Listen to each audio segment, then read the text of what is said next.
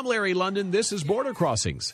It's not often you can find a performer who is successful as a writer, an actor, and a singer. And that's exactly what makes Rick Springfield so special.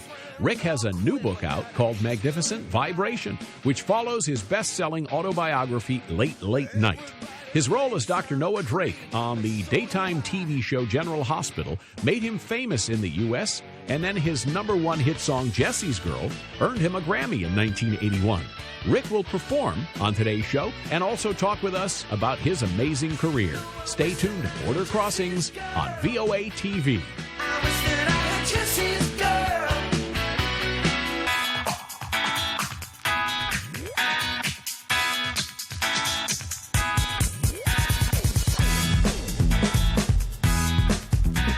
Well, we welcome you here, and it's an honor to meet you. We all listened to your music for a number of years and watched you on television. And I was interested to read in your bio that it was actually music first in your life. Yeah. A lot of us believe that you were, because you're so handsome and talented, that you were pursuing acting as your first love, and you became famous as Noah Drake on General Hospital. Yeah, no, started out as a guitar player when I was, started out learning guitar at 12. And I was in bands in Australia. I grew up in Australia. And was in bands there, and then went solo and came over here in 71, 72. But you were telling me that you have lived in so many different places. You've moved around a bit. Yeah, well, my dad was in the Army, in the Australian Army, and, every 2 years we're at a new school, and we moved all around Australia, and then we moved to England, which was great. At the age I was at, I was like 10 years old, so I was, got into guitars and music and everything over there, and then basically I joined bands and started traveling again. So I've never really stopped traveling. We ended up going to Vietnam in '68 too and playing for the troops. So wow, my history with the armed forces goes way back. yeah, obviously, it's in your family. But as far as the TV music career thing goes, I mean, you came here as a musician then, and yeah. How did you get into television? It was between record deals, as they say, and needing to make some money. I foolishly thought, I'll become an actor and make some money while I'm waiting for a record deal. Meanwhile, all the guys in the acting class were waiting tables until they became actors. So it was a degree of innocence and stupidity, I think, on my part. But I started working as an actor, and then ended up getting General Hospital. Right. I got that just after I'd finished an album that became Working Class Dog. We had Jessie's Girl on it, and I've done Everything for You, and so it was kind of just serendipitous that it all came together at the one point. Right. Did you find it hard for people at that time to take you seriously because you were an actor, Yeah. and then was it harder to get the music out there? Yeah, I think they thought I was some actor that some guy had got to sing on key for 3.5 minutes in one song. That's kind of, I think, was people's general view of me for quite a while. But I figured, if I just keep writing and keep playing and doing the stuff that I love to do, that the truth will come out. Right, right. And it's clear that you love what you're doing because you're so good at it. And, in this business, you have a favorite part? Is it the songwriting? Is it the performing live? No, I actually love writing, period. I've been doing a lot of prose now with I wrote my own autobiography, which... Yeah, a couple of years ago. And then this is the first work of fiction, but... Rick Springfield's in our studio. He's referring to Magnificent Vibration, which is the brand new book, which is fiction, and we're going to get into that. First, if I could ask you to do a song for us. Oh, sure, for the troops.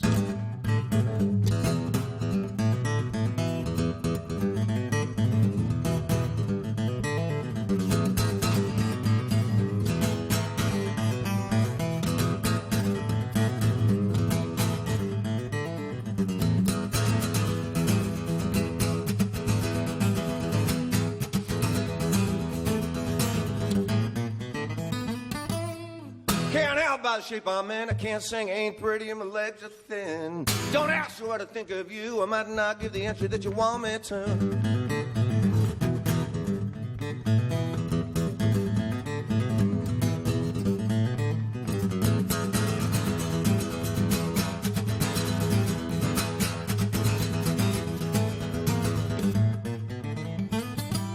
When I talk to God, I know He'd understand. He said, stick by me and I'll be your guiding hand.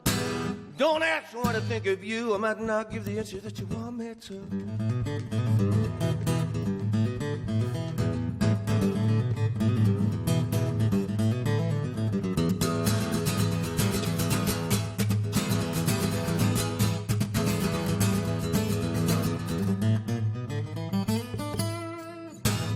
Right, woo! Getting down with Rick Springfield right here on the Voice of America. We got the guitar, we got the music, we also got the book, Magnificent Vibration. Let's talk about your book. This is, as you said, fiction. Your first time at fiction. You're a best-selling author. You wrote, a tremendously selling, successful book a few years ago. Why fiction? Well, my publisher actually liked my voice, my writing voice. So she said after they published the autobiography, she said I should be writing fiction. Was her words. The book, Magnificent Vibration, is kind of, it's a very interesting story. It's a very interesting concept. Someone gets, and I don't know if it's you put yourself in the first tense, if it's you, or someone gets a phone number, the 800 telephone number, to talk to God. That's the whole idea behind the book. Well, that's the intro. That's kind of the setup for it. It's really, it's what they call an extreme novel. It kind of goes way south of that once he starts talking to God. And of course, he doesn't believe he's talking to God when he first does.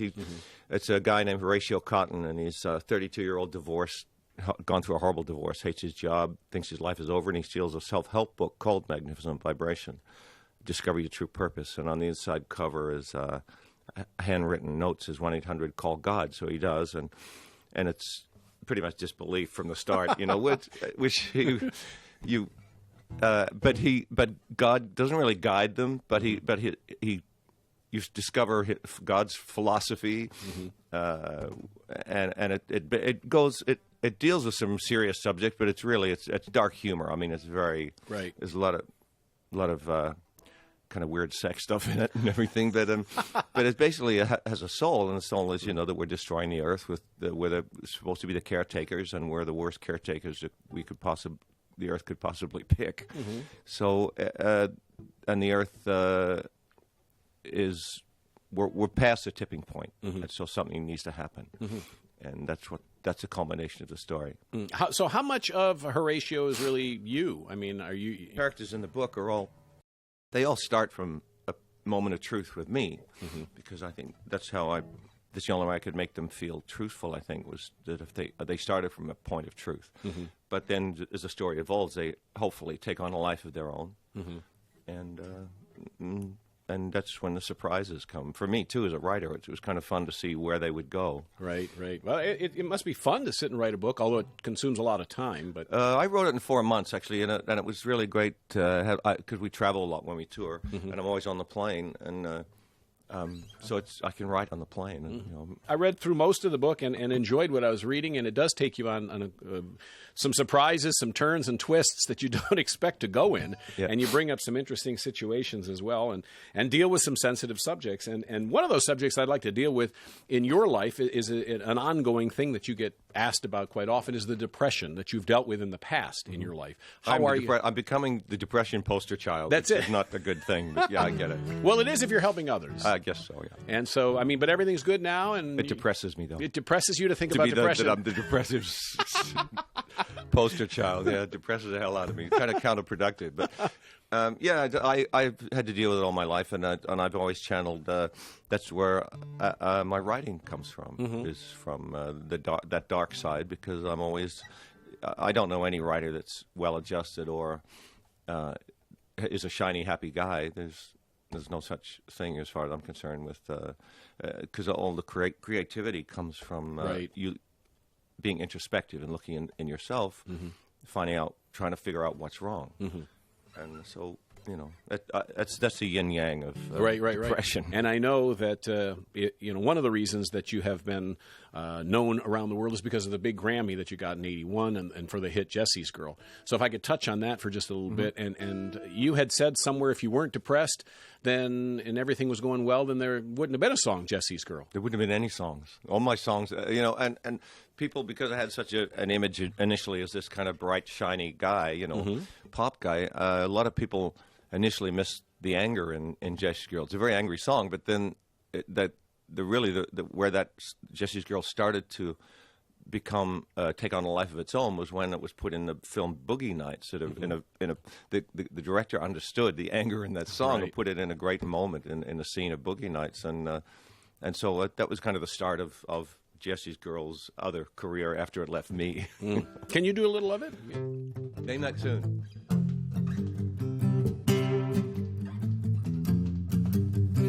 Jessie is a friend.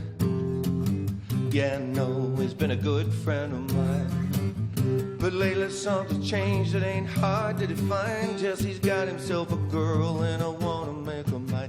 And she's watching him with those eyes, and she loving him with that body, I just know it. And he's holding her in his arms late at night. You know, I wish that I had Jesse's girl. I wish that I had Jesse's girl. Tell me, where can I find a woman like that? I'll play along with the charade. There doesn't seem to be a reason to change. You know, I feel so dirty when they start talking cute. I want to tell her that I love her, but the point is probably moot. 'Cause she's watching him with those eyes, and she's loving him with that body, I just know it. And he's holding her in his arms late at night. You know, I wish that I had Jesse's girl. I wish that I had Jesse's girl. Tell me, where can I find a woman like that?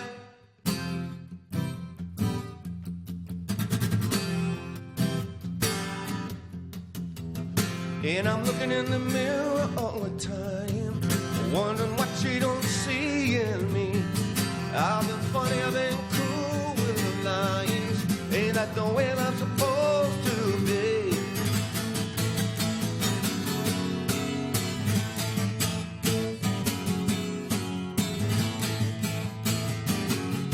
See our guitar moment. Tell me, where can I find a woman like that, like Jesse's girl? I wish that I had Jesse's girl. I want Jesse's girl.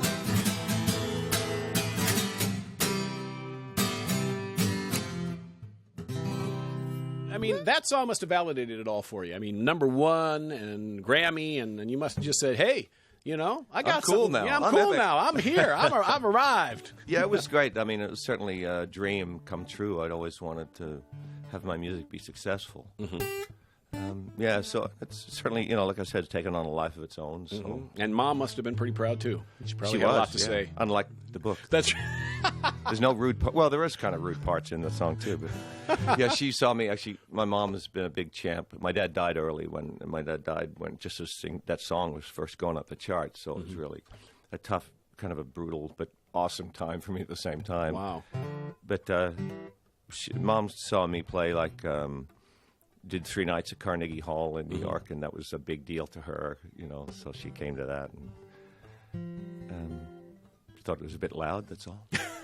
And the original recording was, you had Neil Giraldo in the song. Neil Giraldo played the guitar on the original guitar on the original track of Jesse's Girl. And that's, you know, what, we're talking 35 years now, Yeah. and you're getting back together with Neil, I understand. Yeah, we're going on tour, and about time, 30 years.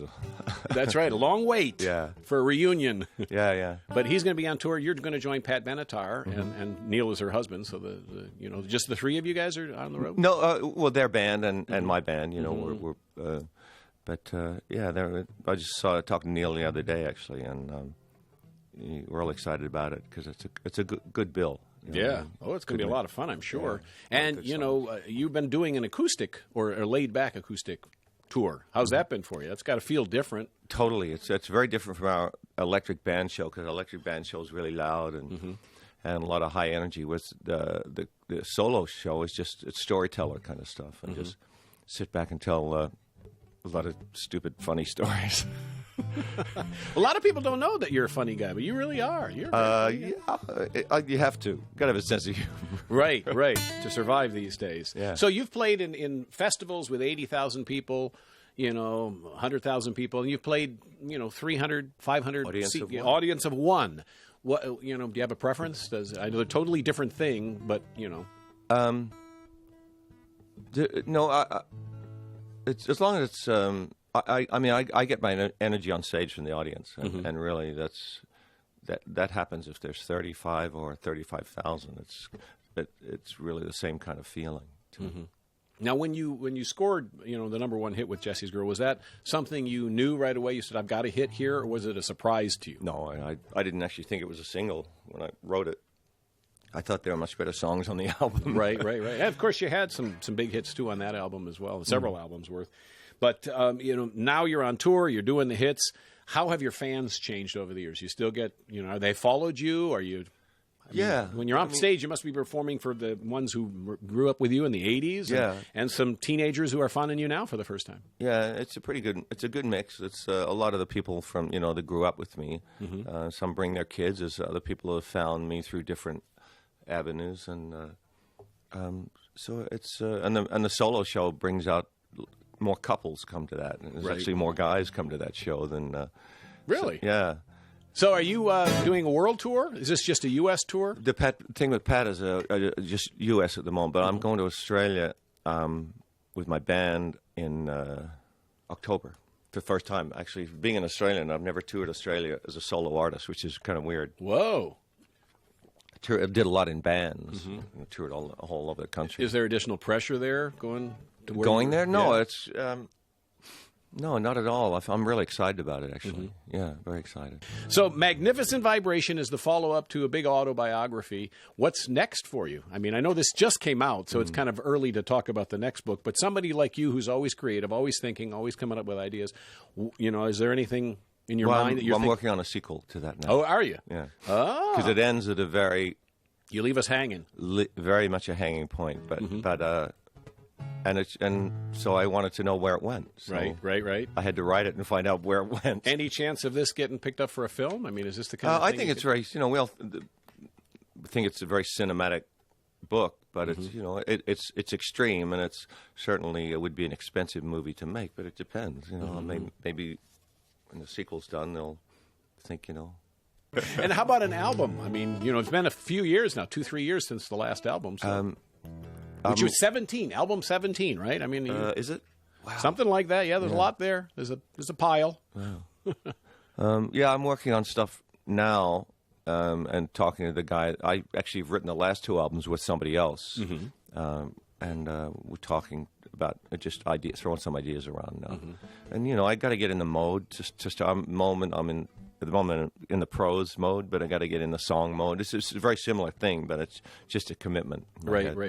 What a pleasure to talk to you and to meet the guy behind the legend, because I've listened to your music and loved your music for many years, and of course we've seen you in films. You did the Dave Grohl thing, and with the Foo Fighters, and you did your own documentary, which was about you, and so you've been on the big screen, you've been on the small screen, you've been everywhere. You do so many things so well. Now, as far as your children go, are you encouraging them to get into the business? Are you saying don't get into the business? No, they want to. They're both of them are in the business. My eldest son's a writer and actor and a great singer, great guitar player. My younger son's doing production stuff now in the production house. So they're all, they're all real interested in it, and it's always been around. So, Right. And I wouldn't discourage anyone from, I think people only discourage their kids from work they're in because they know the pitfalls and the dangers and everything, but you don't know the dangers and the pitfalls of, say, being a banker or being a car salesman either. Right. You only know the dangers of your career. So maybe you can help them. Now, if you could dig deep and remember, what was the best advice you ever got, and who gave it to you? Because there's a lot of people who are struggling with various issues and also trying to make it in showbiz and are listening and watching right now. They're saying, "What can I learn from a legend?" Well, the most important thing. And that I think is kind of what I've always tried to do my best. But the 3 things I tell my kids, the most important things in the world are never give up, never give up, never give up. Wow, great advice. Well, I appreciate your time. I know you're very busy. You're on your own tour as well. The new book is now out, Magnificent Vibration from Rick Springfield. So get a copy of that. Thank you, Rick, for coming on the show. My pleasure. This is Border Crossings on the Voice of America. I'm Larry London.